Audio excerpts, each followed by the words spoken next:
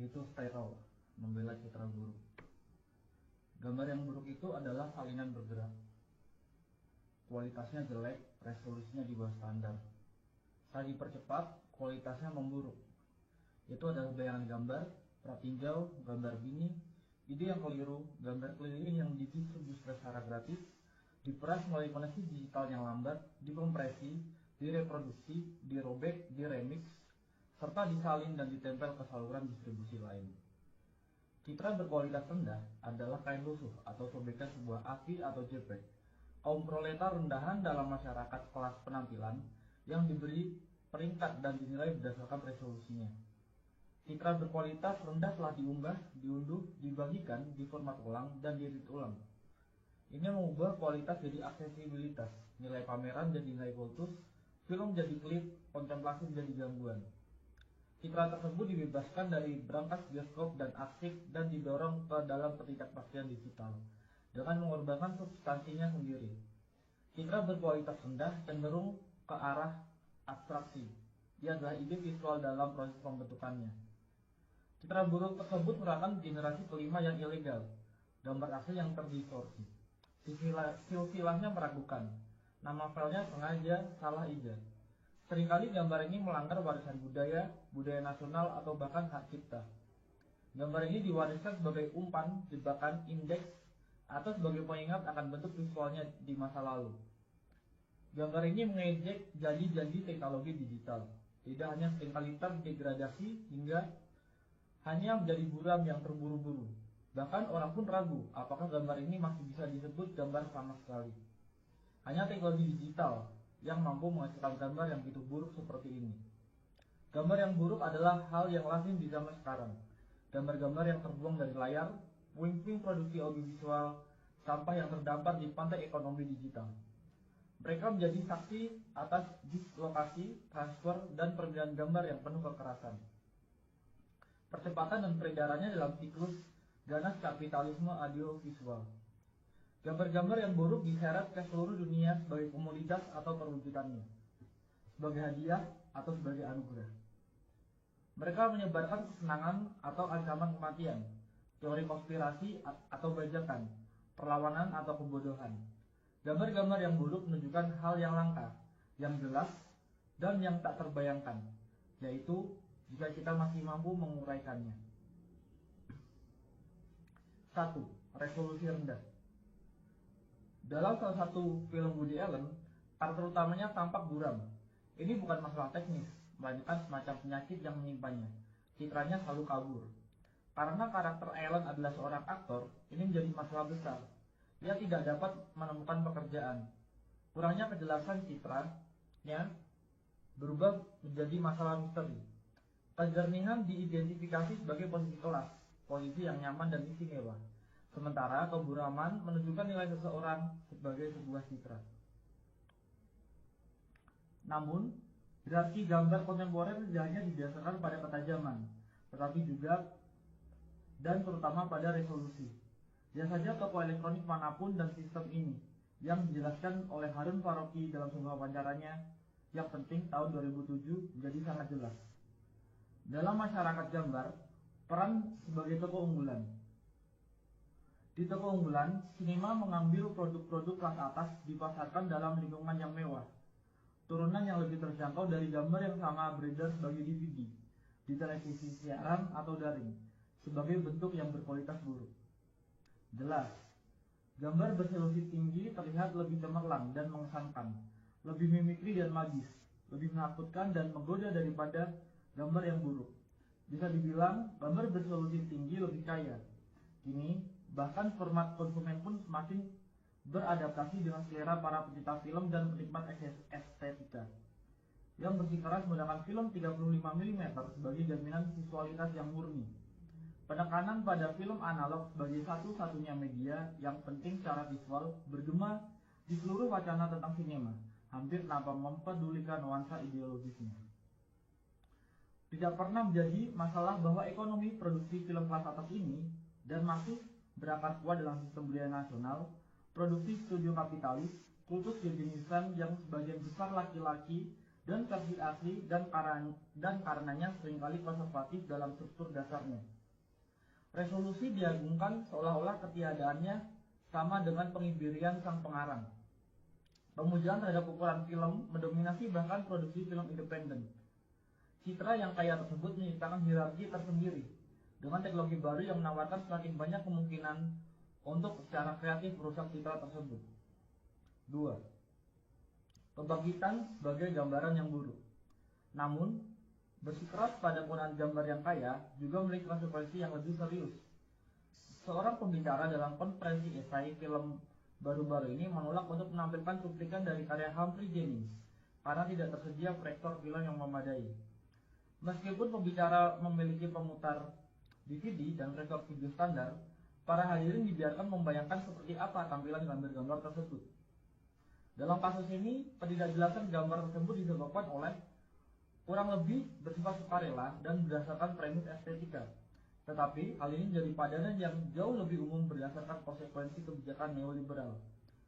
20 atau bahkan 30 tahun yang lalu, restrukturasi neoliberal, produksi media mulai perlahan-lahan mengaburkan citra non-komersial, hingga pada titik di mana sinema eksperimental dan esai hampir tidak terlihat.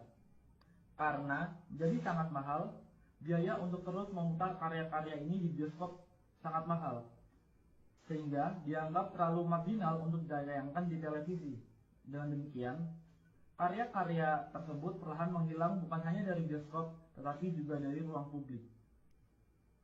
Esai video dan film eksperimental sebagian besar tetap tidak terlihat kecuali beberapa pemutaran langka di museum film metropolitan atau klub film yang diproyeksikan dalam resolusi aslinya sebelum menghilang lagi ke dalam kegelapan arsip. Perkembangan ini tentu saja terkait dengan radikalisasi neoliberal dari konsep budaya sebagai komoditas, komersialisasi sinema, penyebarannya ke bioskop multiplex, dan marginalisasi pembuat film independen. Hal ini juga terkait dengan restrukturasi industri media global dan pembentukan monopoli alat audiovisual di negara atau wilayah tertentu. Dengan cara ini, materi visual yang resisten atau non-konformis menghilang dari permukaan ke dalam ruang bawah tanah berupa arsip dan koleksi alternatif yang hanya dipertahankan oleh jaringan organisasi dan individu yang berkomitmen yang akan mengedarkan salinan VHS bajakan di antara mereka sendiri. Sumber untuk ini sangat langka. Aset berpindah dari tangan ke tangan bergantung pada informasi dari mulut ke mulut di dalam lingkaran tertentu. Dari teman dan kolega. Dengan adanya kemungkinan untuk melakukan streaming video online, kondisi ini mulai berubah secara dramatis. Semakin banyak materi langka muncul kembali ke platform yang dapat diakses publik. Beberapa di antaranya dikurasi dengan cermat, contoh UBU web, dan beberapa hanya berupa tumpukan barang, yakni YouTube. Saat ini setidaknya ada 20 torrent esai film Chris Marker yang tersedia secara online. Jika Anda menginginkan retrospektif, Anda bisa mendapatkannya. Tapi ekonomi gambar berkualitas rendah lebih dari sekedar unduhan. Anda dapat menyimpan filenya, menontonnya lagi, bahkan mengedit ulang atau memperbaikinya jika Anda merasa perlu, dan hasilnya beredar. File AVI buram dari karya-karya agung yang hampir terlupakan dipertukarkan di platform P2P semi rahasia. Video poster rahasia yang diselundupkan keluar dari museum disiarkan di YouTube. DVD tayangan tontonan para seniman diperdagangkan.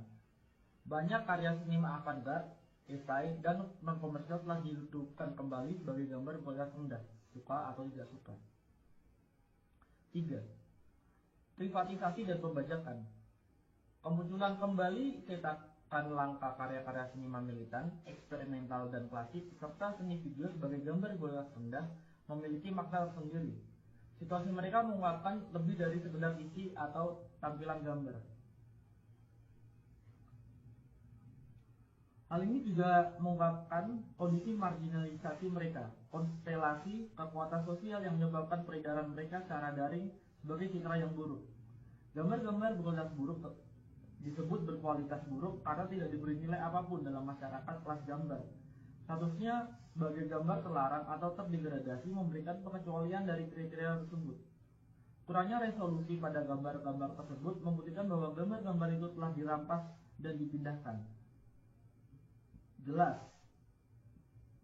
Kondisi ini tidak hanya terkait dengan restrukturasi neoliberal produksi media dan teknologi digital, tetapi juga berkaitan dengan restrukturasi pasca sosialis dan pasca kolonial negara-negara bangsa, budaya mereka, dan arsip mereka.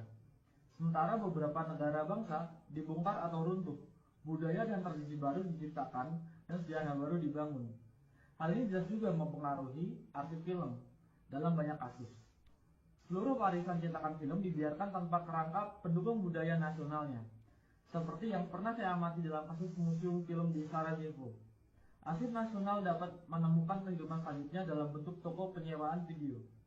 Sayang bajakan merembes keluar dari arsip tersebut melalui privatisasi yang tak terorganisir.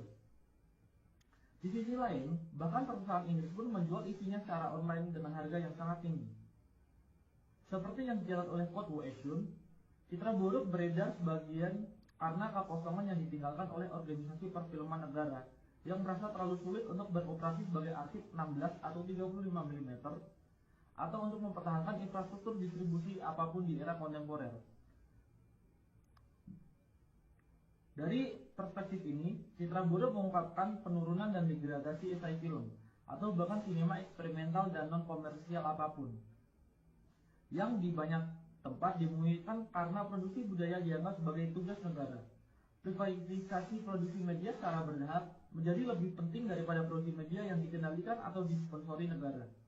Namun di sisi lain, privatisasi konten intelektual yang merajalela bersama dengan pemasaran online dan komodifikasi juga memungkinkan pembajakan dan pengambilalihan. Hal ini menimbulkan peredaran citra buruk. 4. Sinema yang tidak sempurna. Muncul citra yang buruk mengingatkan kita pada manifesto ketiga klasik untuk sinema yang tidak sempurna karya Juan Garcia Espinosa yang ditulis di Kuba pada tahun 1960-an. Espinosa berpendapat untuk sinema yang tidak sempurna karena menurutnya sinema yang sempurna secara teknis dan artistik mahir hampir selalu merupakan sinema reaksioner. Sinema yang tidak sempurna adalah sinema yang berupaya mengatasi pembagian kerja dalam masyarakat kelas. Ia menghubungkan seni dengan kehidupan dan sains, mengaburkan perbedaan antara konsumen dan produsen, penonton dan pengarang. Ia bersikeras pada identitasnya sendiri. Ketidaksempurnaan populer tapi bukan konsumerisme dilakukan tanpa menjadi birokratis. Dalam manifestonya, Espinosa juga merefleksikan janji-janji media baru. Ia dengan jelas memprediksi bahwa perkembangan teknologi video akan membahayakan posisi elitis para pembuat film tradisional dan memungkinkan semacam produksi film massal, seni rakyat.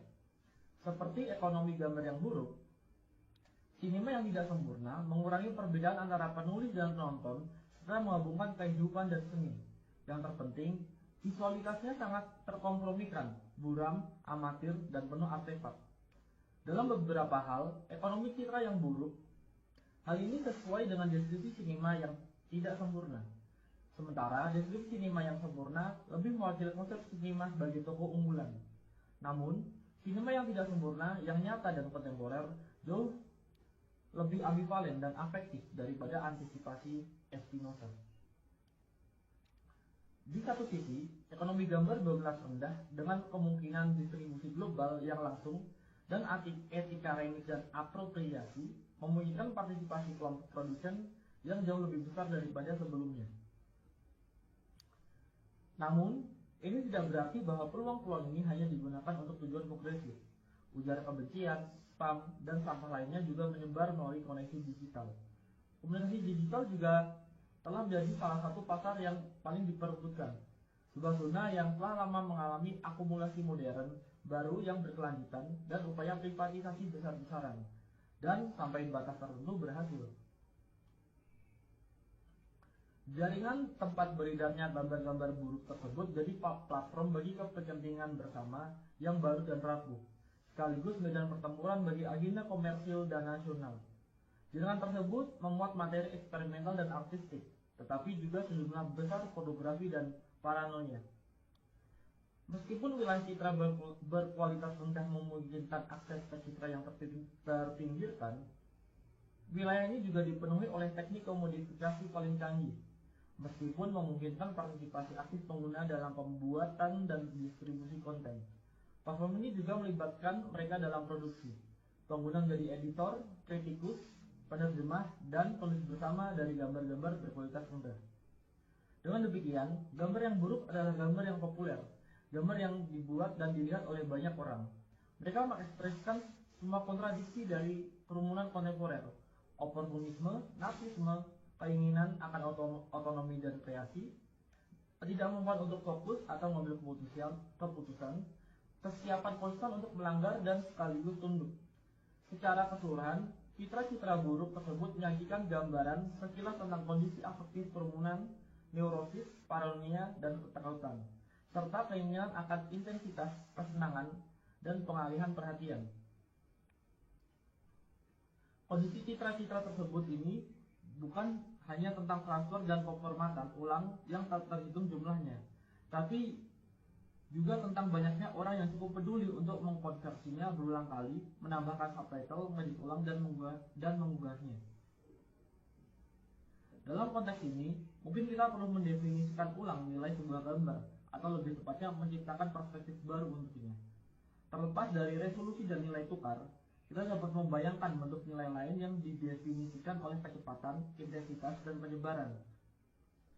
Gambar yang buruk adalah buruk karena sangat terkompresi dan menyebar dengan cepat. Gambar tersebut kehilangan materi dan memperoleh kecepatan. Tetapi gambar tersebut juga mengekspresikan kondisi dematerialisasi yang tidak hanya dimiliki oleh warisan seni konseptual, tetapi terutama oleh model produksi semiotik kapital, seperti yang dijelaskan oleh Felix Guattari, mendukung penciptaan dan penyebaran paket data yang ringkas dan fleksibel yang sangat diintegrasikan ke dalam kombinasi dan rangkaian yang semakin baru.